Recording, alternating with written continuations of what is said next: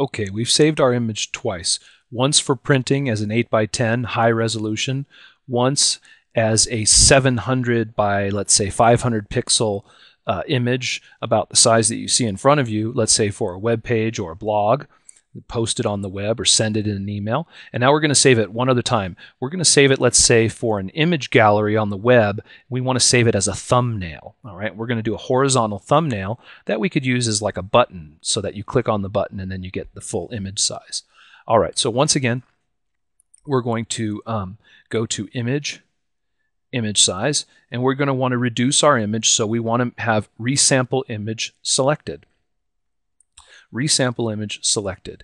And this time we're going to say I'm going to change this to about 80 pixels wide, and that makes the height 50 pixels. Now, if I needed exact dimensions, let's say 80 by 60 is the goal. And if it's going to be a small, let's say, button, maybe I could just tweak the image slightly and we wouldn't even notice. Then what I could do is I could turn off constrained proportions. Notice these locks disappear, right? And now I could change the width to 80, and I could change the height to 60, and it will slightly distort the image, but I will end up with an exactly 80 pixel by 60 pixel thumbnail. So then I'll click OK. By cubic, by the way, I'll take best for reduction, and I'll click OK. And there is my thumbnail. Now notice up here at the top, the label at the top says 100%, right? So this is zoomed in 100%. This is how big this thumbnail is. If I was to zoom in on it, we're going to see pixelation. So we have lost quite a bit. This is how many pixels we have. We have 80 by 60 pixels. We don't have that many pixels, and so you can really see the pixelation that happens. All right, I'm going to zoom out now back to 100%. Okay, to zoom in or out, I picked up the zoom tool, which is down here on the left, and if you hold down the Alt key, it will go to a minus. If you hold down the Alt key and click, it will be a zoom out tool. If you let go of the Alt key, it's a zoom in tool. So zoom in, hold down the Alt key, zoom out. So there's 100%.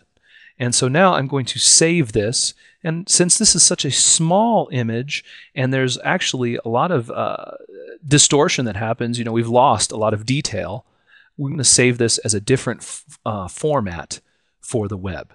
So I'm going to say File, Save for Web and Devices, which is good for smaller files. If this was a big file, I'll just add this for a second. If this was a big image, I like to do File, Save As is the appropriate way to do it. File, Save As, and then you choose the format here. If you're doing a smaller image for the web, let's say, then the appropriate format, appropriate tool is File, Save for Web and Devices. So I'm going to do that. And this time, instead of a JPEG, I'm going to save it as a GIF. Okay, a graphics interchange format file. So when you choose GIF or GIF up here at the top, you'll see it'll let you choose how many colors you want to save it as. This is 256 colors effectively. This would be 128 colors. And you can see that there's very little difference in the quality of the image when I switch the two. So if I wanted this to be a very small file, I could pick 128 colors maximum. And this is the color table of the colors that would be used. The file size would be 3.9K. I could pick even less colors and see what happens. 32 colors. All right, and this is how the colors would look like. You're seeing a little difference there, but a little dot matrix here, seeing a little distortion. But I'll go with, let's say, 64 colors. That looks good. That'll be 3K, and I'll just hit Save. And I'm going to title this one, instead of 8 by 10, it's no longer an 8 by 10. I'll just call it Cow's Thumb. And I'll call it Cow's Thumb 1, and I'll make a Cow's Thumb 2 in a second. So Cow's Thumb 1.gif, and hit Save. So I've saved that as a colored thumbnail, this size. And now I want to save it as a black and white thumbnail also. And what I could do is I could use that maybe as a button on the web when you roll over the image, the thumbnail, it changes, let's say, from gray to color. So to do that, I'm going to change the mode of the image and change it from an RGB image with 3 channels of color, red, green, and blue, to just 1 channel of a grayscale range of 256 values of gray. And to do that, I'm going to go to Image, Mode, and notice when you go to Image Mode, you'll see here different choices, 8 bits per channel, 16 bits per channel, 32 bits per channel. The default is 8. And right now we're in RGB mode, red, green, and blue. And I'm going to change it to grayscale. And when I do that, it warns me that I'm about to lose color information. Since I have backups of my image, I'm not afraid of that. So I'll press discard, and now it's a black and white image. Image color is definitely gone now. Image mode, you'll see we're now on grayscale. We've lost the color information. And now I can do a file, save for web again. Notice we can save it as a GIF, but instead of color, a color table here, the color table is now a grayscale table. The colors are all grays, values of gray. And I will hit save.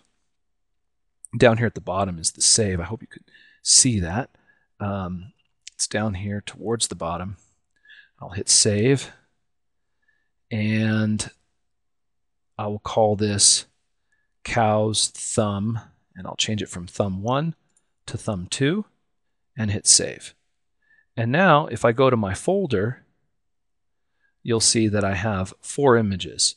An 8x10 TIFF, very large file that I would use to print a nice 8x10 and frame it, put it on the wall. 700 wide pixel image that I could use for putting in a web page, and then 2 thumbnails, 1 color and 1 gray, that I could also use in a web gallery, maybe online or something like that. I've also got a cow's Photoshop document that I was working in. That's a large file, and you can see the size. And I have the original file that I started with, IMG image 8533.